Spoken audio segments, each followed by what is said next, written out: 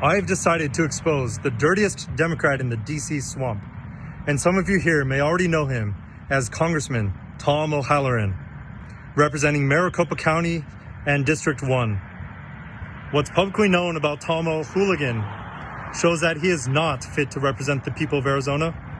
And from what I've already discovered and will expose, Tom is not fit to represent anyone anywhere. QAnon mastermind Ron Watkins is running for Congress. That's right. And sadly, he has collected enough signatures to get on the ballot. As of Tuesday, Ron collected enough petitions to put his name on the ballot as a Republican candidate for US representative, according to the Secretary of State's office. 1,741 signatures in total. He needed just over 1,400 to qualify. Good for him, waiting outside of Vaughn's and getting everyone to sign. Watkins is hoping to unseat Democratic incumbent Tom O'Halloran in Arizona's newly redrawn 2nd congressional district. It's the largest district in Arizona, spanning the rural northeast stretches of the state. If you don't remember Ron Watkins from the incredible documentary Into the Storm, HBO documentary, everyone should watch that. He essentially was behind the QAnon drops. He essentially ultimately commandeered that. We'll talk more about him.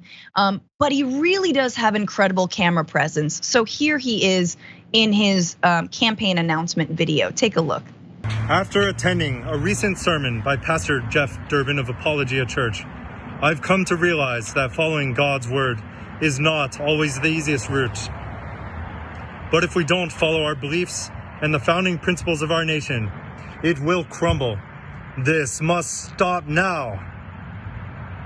Therefore, I have decided to double down with God as my compass to take this fight to the swamp of Washington, D.C. I am here to formally announce my run for Congress in Arizona District Number 1.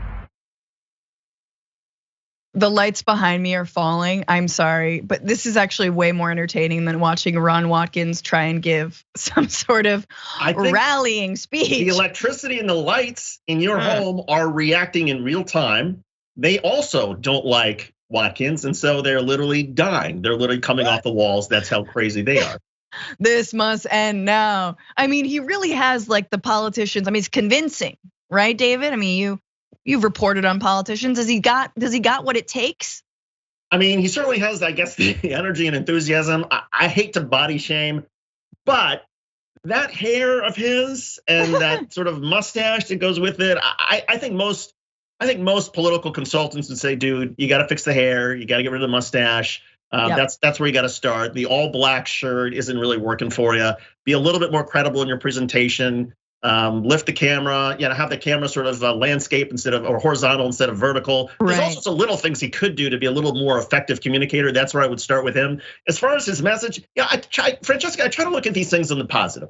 And maybe here's the positive, even though your lights are quite negative to all this. Yes. The positive is that, when somebody like this actually does qualify for the ballot, it sort of reaffirms that, what a great country that you can, just about anybody can qualify for the ballot.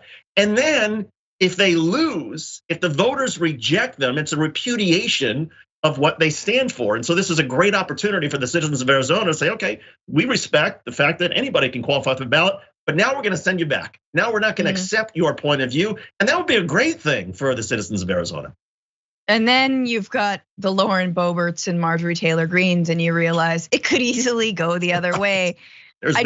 I want to give, Ron Watkins is, yes, difficult to watch and look at, but also he is mostly just disgusting on the inside. He founded and moderated the site 8chan, now called 8kun. It is a hub for white supremacist, misogynist, violent thinking, neo-Nazism. Mass shooters have taken to posting their screeds and even live shooting on 8chan, and he is fully on board with that. He made a name for himself because of that, and everyone should watch the Into the Storm documentary about QAnon. It's very, very, very scary, and he does have a certain amount of support. So he's got 400,000 followers on Telegram, which is a loosely moderated messaging app. and use his platform to amplify bogus conspiracy theories around COVID-19 and the 2020 election. He's gonna be facing multiple Republican challengers, so who knows if he's even gonna break out of the actual primary. But once again, this is what happens when a party doesn't nip the most extreme elements of it in the bud. You've got QAnon folks, the QAnon mastermind running for president, or excuse me, president, soon to be president, running for Congress. That's what's happening.